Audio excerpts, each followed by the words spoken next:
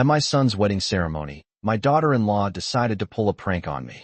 She walked up behind me, smiling sweetly for the photographer, and poured nearly 2 liters of red wine over my head. The guests gasped. A few laughed. Someone even clapped. I didn't scream. I didn't slap her. I simply stood there, wine dripping from my silver hair onto the marble floor of the reception hall, and I smiled. What I did after that wedding changed everything. I'm glad you're here. Stay with me until the end, and tell me in the comments what city you're watching from. I've learned that stories like mine travel farther than we think. The ballroom at the Lakeside Grand Hotel had been glowing that evening. Crystal chandeliers reflected against tall mirrors. White roses climbed up gold-trimmed columns. The kind of wedding people spend years planning. My son, Daniel, had always dreamed big, and I had always made sure those dreams came true. I remember standing near the sweetheart table just minutes before it happened. I was wearing a soft lavender dress, tailored but modest. I had chosen it carefully, long sleeves, high neckline, nothing that would draw attention away from the bride. At 71, I no longer try to compete with youth. I simply try to carry myself with grace. My late husband, Robert, used to say, "Evelyn, dignity is the one thing no one can take from you unless you hand it to them." I held on to that sentence as the cold wine soaked through the silk lining of my dress. It had started as laughter, clinking glasses, the MC announcing a special surprise. My daughter-in-law, Vanessa, walked toward me holding a large decorative pitcher. I assumed it was part of some wedding tradition I hadn't heard about. She smiled. The kind of smile that looks sweet in photographs, but never quite reaches the eyes. "This is for good luck," she said loudly. Then she tipped the pitcher. The liquid hit my hair first. Cold, sticky, heavy. It ran down my face, into my mascara, across my cheeks, and down the front of my dress. Red wine. 2 full liters of it. I heard someone whisper, "Oh my God." But then came the laughter. Soft at first, then louder. Vanessa covered her mouth as if she were shocked by her own actions. "It's just a prank," she giggled. "Lighten up. It's tradition where I'm from. I've lived in this country for 71 years. I've attended more weddings than I can count. There is no tradition that involves humiliating your husband's widowed mother in front of 200 guests." I looked at Daniel. He hesitated. For a moment, just a flicker, I thought he might step forward. Put an arm around me. Say something. Instead, he forced a tight smile and said into the microphone, "Mom's a good sport, everyone. Good sport." That's what 34 years of motherhood amounted to in that moment. Wine pooled around my shoes. My hands trembled slightly, but I clasped them together to steady myself. I could feel it soaking through my undergarments, cold against my skin. A photographer kept snapping pictures. Click, click, click. Memories being preserved. I didn't move. I didn't give them the scene they were waiting for.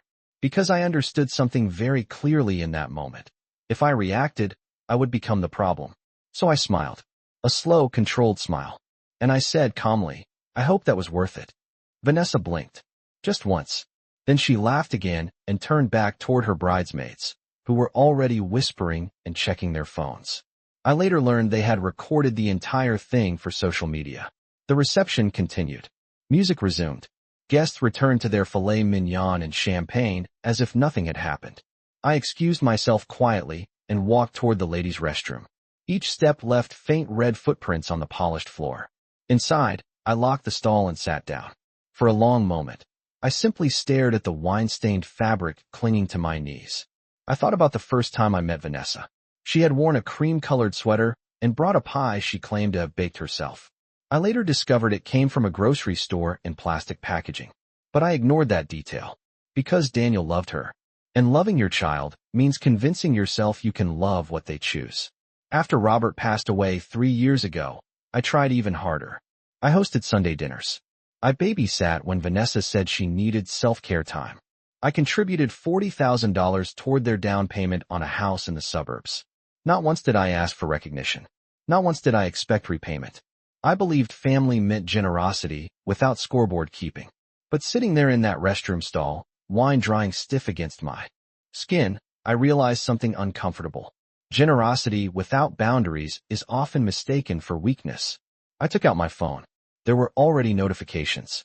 A bridesmaid had posted a video captioned, "When the MIL needs to be humbled, face with tears of joy wine glassed." Hundreds of views. Within minutes, I turned off the screen. My reflection in the mirror startled me. Purple streaks stained my silver hair. Mascara had bled into thin rivers beneath my eyes. I looked older than 71, but I did not look broken. I washed my hands slowly, patted my face with paper towels, removed the worst of the wine from my neckline. Then I made a decision. I did not return to the ballroom. Instead, I walked to the valet stand, handed over my ticket, and waited. No one came after me. Not Daniel. Not Vanessa. Not a single guest. The valet, a young man who couldn't have been older than 20, looked at my dress and frowned. "Ma'am, are you okay?" I smiled at him. "Yes," I said. "I am." And for the first time that evening, I meant it. Because humiliation has a strange clarity to it. It strips away illusions. It shows you exactly where you stand. As my car pulled away from the glittering hotel lights, I glanced back once. Through the tall glass windows, I could see silhouettes dancing, celebrating, laughing, and I realized something else. They thought that was the end of the joke. They were wrong. Very wrong. Because what Vanessa didn't understand, and what Daniel had forgotten, is that the vineyard that produced that expensive wine, it sits on land still registered under my name. And by Monday morning, certain legal documents would look very different.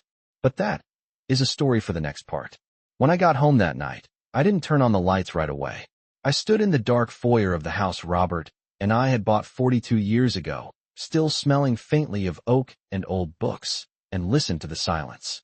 No music, no laughter, no clinking glasses, just the hum of the refrigerator and the ticking of the grandfather clock in the hallway. I slipped off my wine-stained heels and set them neatly by the door. The red marks they left on the tile looked almost artistic under the dim porch light, like abstract brush strokes. I didn't cry. That surprised me. Instead, I walked upstairs, changed out of the ruined lavender dress, and folded it carefully before placing it into a garment bag. Evidence, not laundry. Then I sat at the edge of my bed and replayed the evening in my mind. The MC's voice, the laughter, Daniel calling me a good sport. It wasn't just a prank. It was positioning. For months now, I had felt something shifting. Small things at first. At dinner parties, Vanessa would introduce me as Daniel's mom instead of by my name. At family gatherings, she would make jokes about how traditional I was, as if that word meant outdated. Once, she'd laughed and said, "Well, the older generation just doesn't get branding." Branding. As if family were a marketing strategy. I remembered something else, too. 2 weeks before the wedding, Vanessa had asked casually, "By the way, Evelyn, are you still listed as the managing partner on the vineyard paperwork? Or did you transfer that to Daniel yet?" The vineyard. Redwood Crest Vineyards. 212 acres in Napa County. Robert and I had built it from nothing but dry soil and stubborn hope. Daniel had grown up running between the vines, staining his sneakers purple every harvest season. I told her then, politely, that the ownership structure hadn't changed. She'd smiled. "Oh, of course. Just curious." Now, sitting on my bed in the quiet house, I understood that nothing about her had ever been just curious. The wine she poured on me wasn't random. It was symbolic. A public gesture. A message. To the guests. To Daniel. And maybe even to me. "You're outdated. You're irrelevant. You're something we can laugh at." I reached for my phone and opened the video again. The clip had already been reposted by 3 accounts. The caption had changed slightly. "When the MIL needs to learn her place." Learn her place. At 71 years old. In a business I co-founded. In a family I built. I closed the app. Then I did something I hadn't done in years. I opened the folder labeled Estate and Partnership Agreements. Not out of anger. Out of clarity. Because I wasn't interested in humiliating anyone.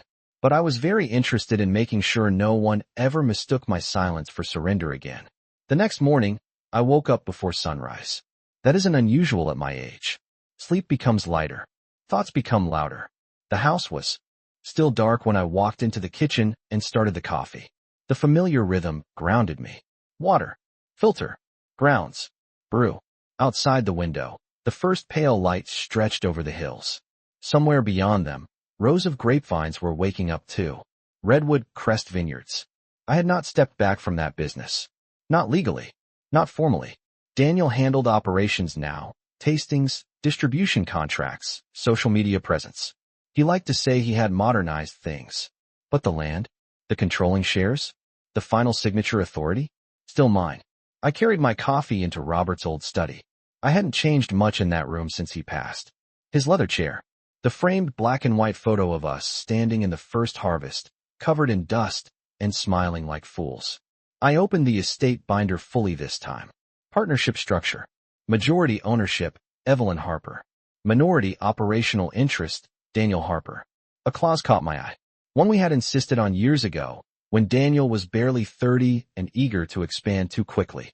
In the event of reputational harm caused by a managing family member, majority partner retains the right to suspend operational authority pending review. Reputational harm. I thought about the video again. Not just the humiliation, but the brand. A vineyard built on heritage, family values, tradition.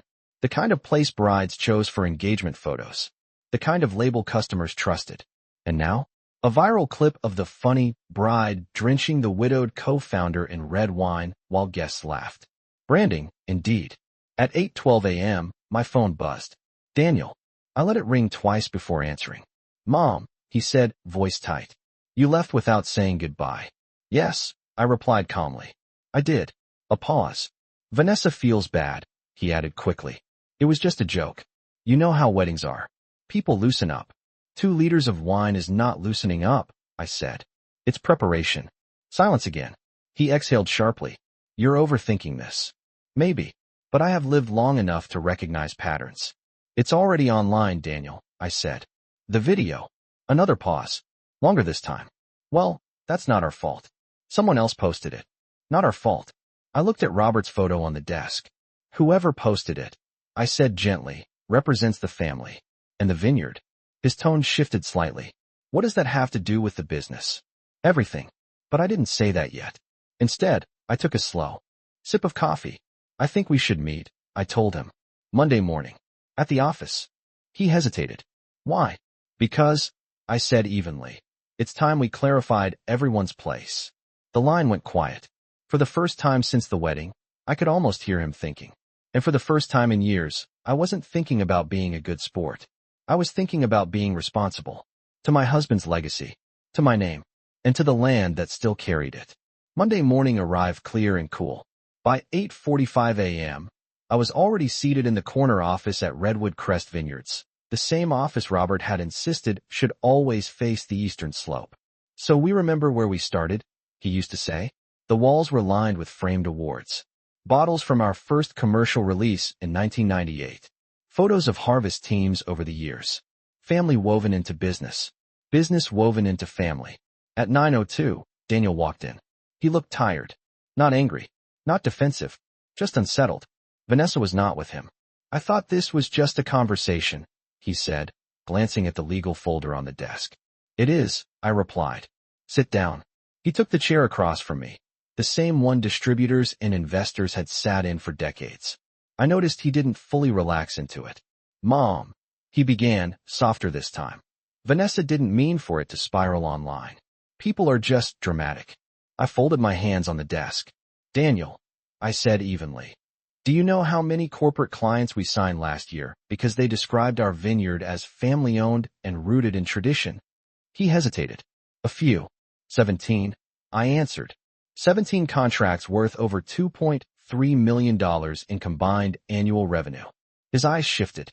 This isn't about hurt feelings, I continued. It's about reputation. He leaned back, defensive now. It was a joke at a wedding. No one thinks it reflects the company. I slid my phone across the desk. On the screen was the reposted video. Over 180,000 views. Comments scrolling. So classy. Imagine humiliating the co-founder. Isn't that the Harper Vineyard lady? Daniel stared at the screen longer than I expected. They tagged the vineyard account, I said quietly. Twice. Silence settled between us. I opened the folder. As majority partner, I continued calmly. I have a responsibility to protect this business from reputational harm. His jaw tightened. Are you threatening me? No, I said. I'm reminding you of the agreement you signed when you stepped into operational control. I turned the document toward him and pointed to the clause. Reputational harm. Suspension of operational authority pending review. His face changed. Not anger. Understanding. You wouldn't, he said slowly. I held his gaze. I built this vineyard with your father when we were living off a second mortgage and canned soup, I said. I have stood in freezing rain to protect these vines. I have worked harvest seasons with a fractured wrist. I paused. I will not allow it to become a punchline. He swallowed. So what are you saying? I'm saying, I replied, my voice steady, that effective immediately, I am suspending your independent operational authority until we complete a formal review. The words hung in the air. For a long moment, he said nothing. Then, quietly, Vanessa isn't going to like this. I gave the smallest smile. This isn't about what Vanessa likes.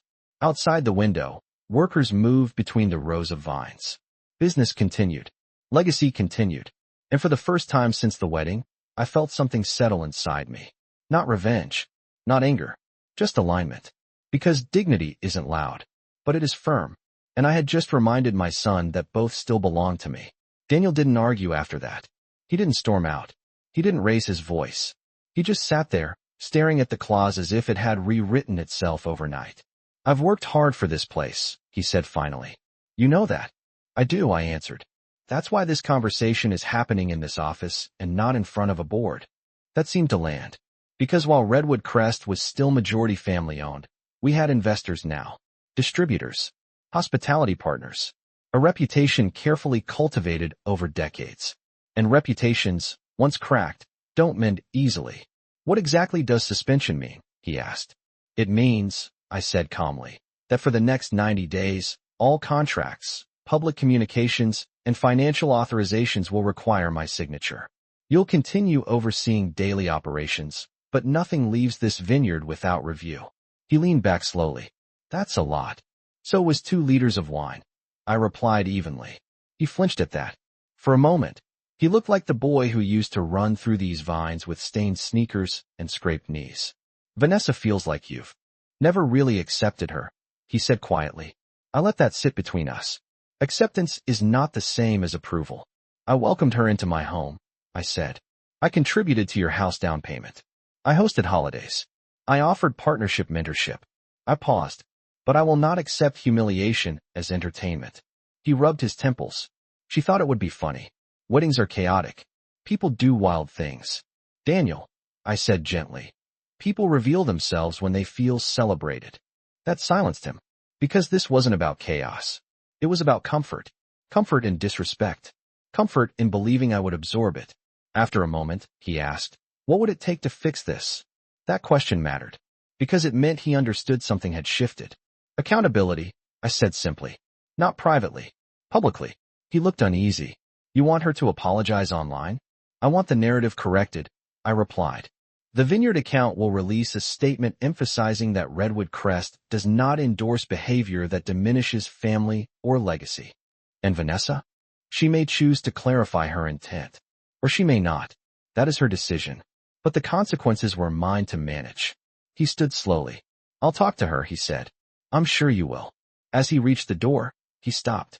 Mom, were you really that hurt? I considered the question carefully. No, I said truthfully. I was enlightened. Because hurt fades. But clarity? Clarity restructures everything. After he left, I called our legal advisor and scheduled a formal review meeting for the following week. Not dramatic. Not hostile. Just procedural. By noon, the Vineyard's communications director had drafted a statement. By 3, it was posted. And by sunset, the tone online had shifted. Less laughter. More questions. Because once dignity steps back into a room, even quietly, it changes the temperature. Vanessa had poured wine on my dress. But she had accidentally exposed something far more valuable. Who truly held the foundation? By Tuesday afternoon, the Vineyard's statement had circulated far enough that the comments began to change. Not entirely. The internet rarely forgets. But the tone shifted from laughter to curiosity. Didn't realize she was the founder. That's not a good look for a legacy brand. Respect your elders. I didn't respond to any of it. I had said what needed to be said, formally, clearly, without emotion. At 6:17 p.m., Vanessa finally called. I let it go. To voicemail. 30 seconds later, she called again. This time, I answered. Her voice was tight, controlled. Evelyn, I just saw the Vineyard statement. I assumed you would, I replied calmly. You made it sound like I committed some kind of public offense. You did, I said gently. Just not the kind that involves police. Silence. Then a short, humorless laugh. It was a wedding joke. It was a filmed humiliation, I corrected. Those are different. She exhaled sharply. You're blowing this out of proportion. People online move on in a week. Investors do not, I said. That quieted her. Because unlike Daniel, she had never fully understood the structure beneath the surface. She saw the brand, the tastings, the events. She did not see the contracts. Daniel said you suspended his authority, she said. For review, I clarified. You're punishing him because of me. No, I answered. I'm protecting a company because of optics. There was a pause long enough that I could hear her breathing shift. Then she said something honest. You've never liked me. I considered that. I don't dislike you, I said carefully. I dislike entitlement. That landed harder than I expected. She didn't respond right away. Finally, she said, what do you want from me? Not an apology. Not warmth. A transaction. I want you to understand that legacy is not a prop, I said. And neither am I. Another silence. Then, quieter, what do I need to do? There it was. Accountability begins when defensiveness softens. You may post a clarification, I said. Acknowledge that the prank was inappropriate. Emphasize respect. Do it without sarcasm. And if I don't, then nothing dramatic happens, I replied evenly. But perception continues without correction. She understood what that meant. Brand partnerships, social standing, reputation in a community where image carries weight. I'll draft something, she said stiffly. Good, I answered. Send it to communications before posting. She hesitated one last time. You really didn't cry? She asked suddenly. The question surprised me. No, I said truthfully. I didn't. Why? Because I was not ashamed. Because I was not confused. Because I saw clearly. But I gave her a simpler answer. Because humiliation only works if the person feels small. After I hung up, I stood by the kitchen window and watched the evening light settle over the hills. This wasn't about revenge. It wasn't even about control. It was about recalibration. For years, I had mistaken silence for peace. Now, I understood the difference. Peace protects dignity. Silence can invite erosion. And I was no longer interested in eroding quietly. Vanessa's clarification went live the following afternoon. It was carefully worded. Carefully enough that I knew she hadn't written it alone. What happened at our wedding was intended as humor, but I understand now that it came across as disrespectful. That was never my intention. I have deep respect for family and legacy. No emojis. No sarcasm. No laughing faces. The comments were mixed, but the sharp edge had dulled. Daniel came by the house that evening. He didn't call first. I saw his car pull into the driveway just as the sun was setting behind the hills, casting long gold shadows across the porch. I opened the door before he knocked. You always did know my schedule, he said quietly. I raised you, I replied. Patterns don't disappear. He stepped inside and looked around as if seeing the house differently. Maybe he was. We sat at the kitchen table, the same one where he used to do homework while Robert and I balanced invoices late into the night. I didn't think it would go this far, he admitted. That's the problem, I said gently. You didn't think. He didn't argue. He just nodded once. She feels like you embarrassed her, he added after a moment. I almost smiled at that. Daniel, I said softly. I did not pour anything on her. Silence stretched between us. I know, he said. He looked tired. Not defensive this time. Just thoughtful. Vanessa grew up differently, he continued. In her family, everything is a spectacle. Jokes are loud.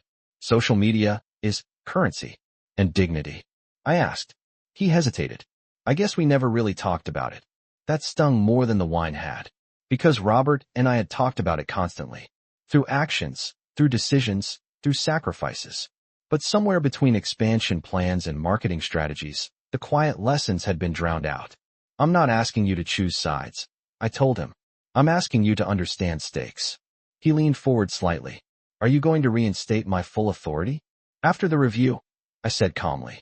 If procedures are reinforced. If boundaries are respected. He studied my face. You've changed, he said. No, I replied. I've clarified. That seemed to settle something in him. Before he left, he stood in the doorway a little longer than necessary. I didn't defend you, he said quietly. At the wedding. I held his gaze. I noticed. He swallowed. I'm sorry. That was the first apology that mattered. Not public. Not strategic. Just simple. I appreciate that, I said. After he drove away, I washed 2 untouched coffee cups and placed them upside down on the drying rack. The house felt calm again. Not victorious. Not tense. Balanced. The Vineyard Review meeting was scheduled for Friday. Investors would attend virtually. Policies would be reinforced. And Daniel would have to stand beside me, not in front of me. This wasn't about removing him. It was about reminding him. Because legacy isn't inherited automatically. It's observed. It's learned. And sometimes, it's defended by the very person they thought had grown quiet. Friday morning arrived with a kind of quiet tension that doesn't announce itself loudly, but sits in the room anyway. The Vineyard conference room overlooked the lower valley. Sunlight stretched across the rows of vines, steady and indifferent to human conflict. Inside, however, everything felt measured. Daniel sat to my right. Across the polished oak table, 2 investors joined via video. Our legal advisor, Margaret Collins, sat near the end with a leather folder and a tablet. Vanessa did not attend. That was deliberate. This is a procedural review. I began, my tone even. Recent online exposure has prompted a temporary reassessment of operational safeguards. No one mentioned the wedding directly. They didn't need to. Margaret displayed the clip on the screen. Muted. There I was, lavender dress, silver hair, drenched in red wine while laughter rippled through the ballroom. No sound. Just image. Sometimes silence makes humiliation louder. Daniel shifted in his seat. One investor, Mr. Hernandez, cleared his throat. We've already had 2 hospitality partners inquire about the video. Not canceling. Not yet. But watching. I understand, Daniel said, his voice controlled. I didn't interrupt him. This was part of the recalibration.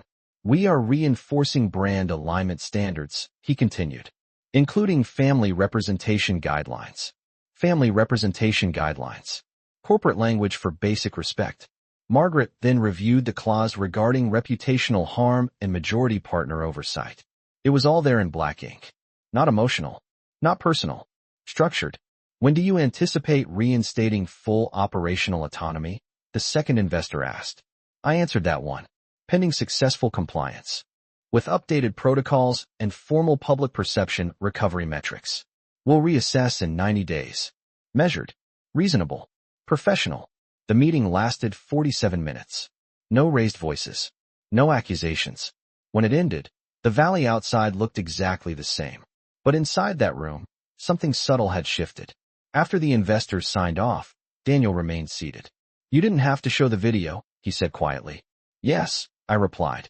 I did. He looked at the blank screen for a long moment. I never realized how it looked from the outside. That's the danger of being inside something, I said. You forget there are windows. He nodded slowly. I'll fix this, he added. Good, I answered.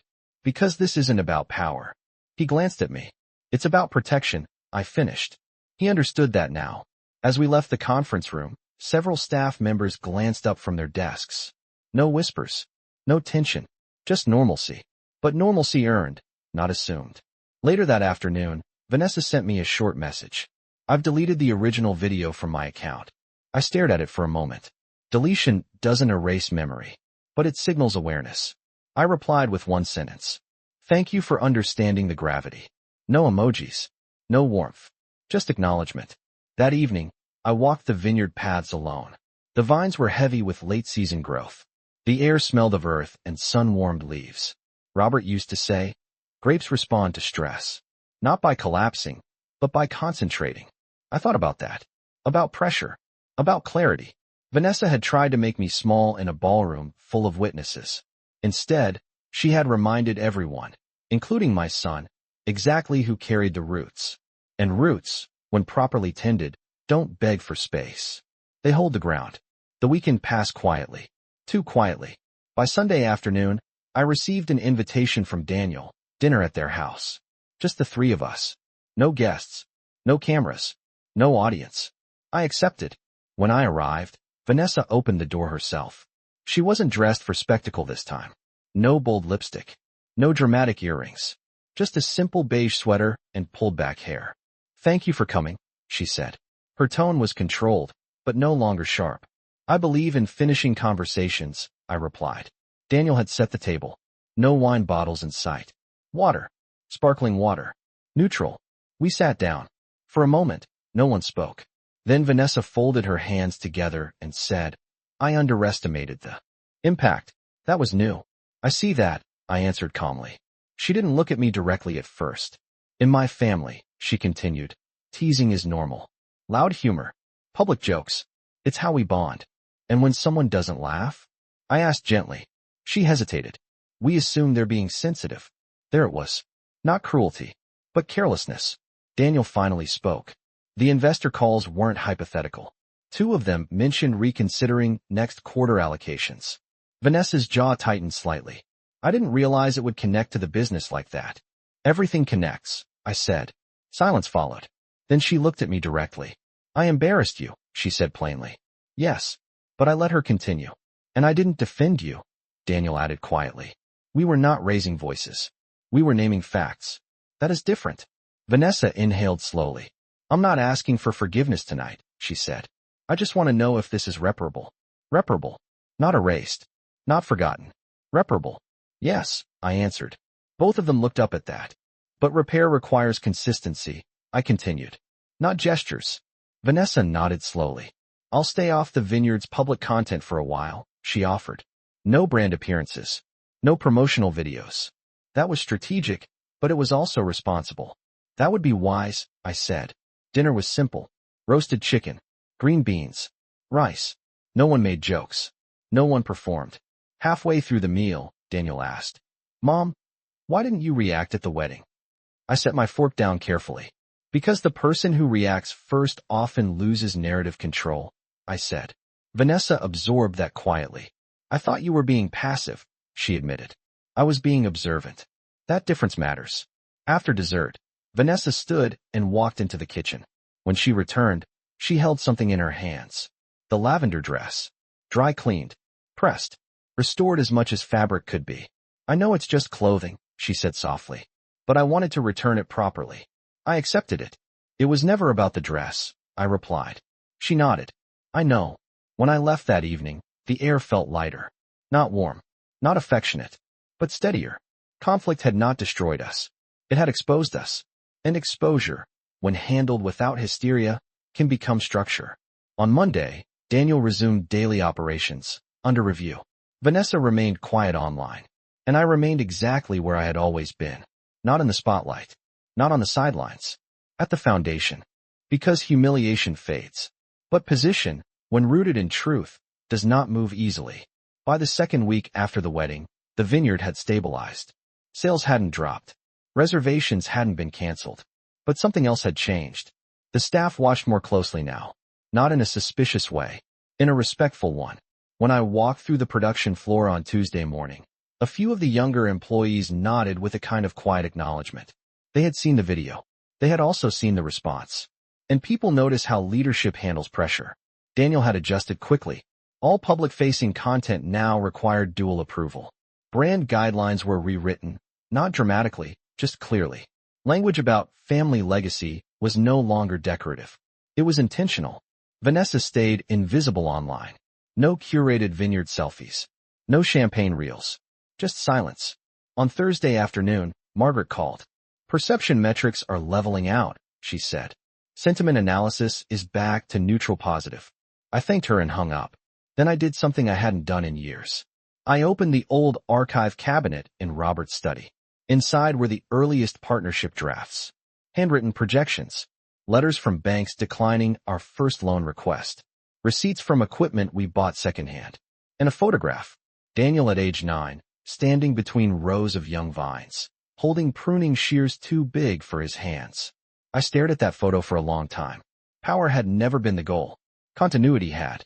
Later that evening, Daniel stopped by the vineyard office after closing hours. I've been reviewing expansion proposals, he said. But I want your input this time. This time, he laid out the plans on the desk. A potential tasting room remodel. A distribution partnership in Texas. A branding refresh.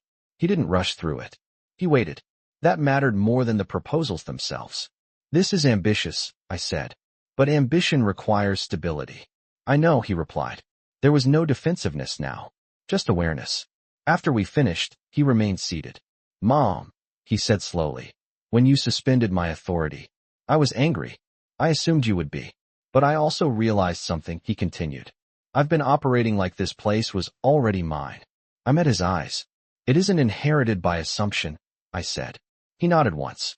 I understand that now. That was the real shift. Not the public statement. Not the legal clause. Understanding. Before leaving, he paused at the doorway. I'll earn it, he said. Not demand it. Earn it. That night, I walked through the vineyard again, the sky deep blue and quiet above the rows. The prank had been loud. The correction had been measured. And what remained wasn't tension. It was structure. Vanessa had tried to reduce me to a joke at a wedding reception. Instead, the situation clarified roles that had blurred over time. I was not competing with her. I was not overshadowed by youth. I was majority partner, founder, mother, and none of those positions required shouting. They required steadiness. Because when you hold the roots, you don't need to chase the spotlight. You simply decide where the growth goes next. 90 days pass faster than people expect, especially when those 90 days are structured. By the end of the review period, Redwood Crest Vineyards wasn't just stable, it was sharper. Daniel had implemented formal communication protocols. Public appearances were scheduled, not improvised. Investor briefings became quarterly instead of annual. Transparency replaced assumption. He didn't resist the oversight. He adapted to it. Vanessa remained mostly out of brand-facing events. When she did attend, she was composed. No spectacle, no performance, just presence. And people noticed. Not because she was flashy, but because she wasn't. On the morning of the final review meeting, I arrived early again. Margaret laid out the compliance summary. No violations. No negative investor flags. Online perception fully normalized. Operationally sound, she concluded. Daniel sat across from me, but this time his posture was different. Not defensive, not unsettled, grounded. I've learned a lot these past 3 months, he said during the meeting. Mostly about responsibility. No one mentioned the wedding. We didn't need to. The incident had become part of the internal record. A case study, in a way. A reminder. After the investors signed off, Margaret turned to me. As majority partner, are you prepared to reinstate full operational authority? I looked at Daniel. Not at the documents. At him. He held my gaze steadily. Yes, I said. Margaret made the notation. Formal. Official. Restored. When the meeting ended, Daniel remained behind. You didn't have to reinstate it, he said quietly. I know. He hesitated. I wouldn't have blamed you if you didn't. That honesty mattered. I never intended to remove you, I told him. Only to remind you. He nodded. I won't forget again. That is what growth sounds like. Not loud promises. Measured. Commitment. Later that week, the vineyard hosted a small harvest preview event. Nothing extravagant. Just long wooden tables between the vines, string lights overhead, a few industry guests. Vanessa attended. She moved carefully, spoke thoughtfully. When she introduced me to one of the sommeliers, she said clearly, "This is Evelyn Harper, founder and majority partner of Redwood Crest." No hesitation. No joking tone. Just fact. I inclined my head slightly. That was enough. The evening passed without incident. No cameras thrust into faces. No staged humor. Just wine poured respectfully into glasses. As the sun dipped below the hills, Daniel joined me at the edge of the field. Funny, he said, watching the workers finish their tasks. All this started with wine. Yes, I replied. He smiled faintly. You could have destroyed us. I looked at him calmly. No, I said. I could have fractured us. There is a difference. Destruction is loud and immediate. Fracture is subtle and long-lasting. I had chosen structure instead. Because legacy isn't protected through retaliation. It's protected through clarity. Vanessa's prank had been public. My response had been procedural. And in the end, the vineyard remained what it had always been. Rooted, resilient, and very clear about who held the foundation. A few weeks after the harvest preview, life settled into something steady. Not dramatic. Not tense. Just steady. The vineyard moved into late-season rhythm. Orders shipped. Grapes pressed. Barrels rotated. The ordinary work that sustains something long after the spotlight fades. Daniel stopped by the house one Sunday afternoon. Not for a meeting. Not for a correction. Just to sit. We drank coffee at the kitchen table again. Sunlight warming the worn-wood surface between us. Mom, he said quietly, I've been thinking about that night. The wedding? I asked. He nodded. I keep replaying the moment after she poured the wine. I remember looking at you, and waiting. Waiting for what? I asked. For you to explode, he admitted. For you to make a scene. So I could say you were overreacting. Honesty has a different weight when it's spoken slowly. And when I didn't? I asked. He looked down at his hands. It forced me to see it clearly. Without distraction. That was the point. I hadn't stayed quiet because I was weak. I stayed quiet because clarity requires space. You gave me room to choose who I was going to be. He said. I didn't answer immediately. Outside, the wind moved gently through the trees.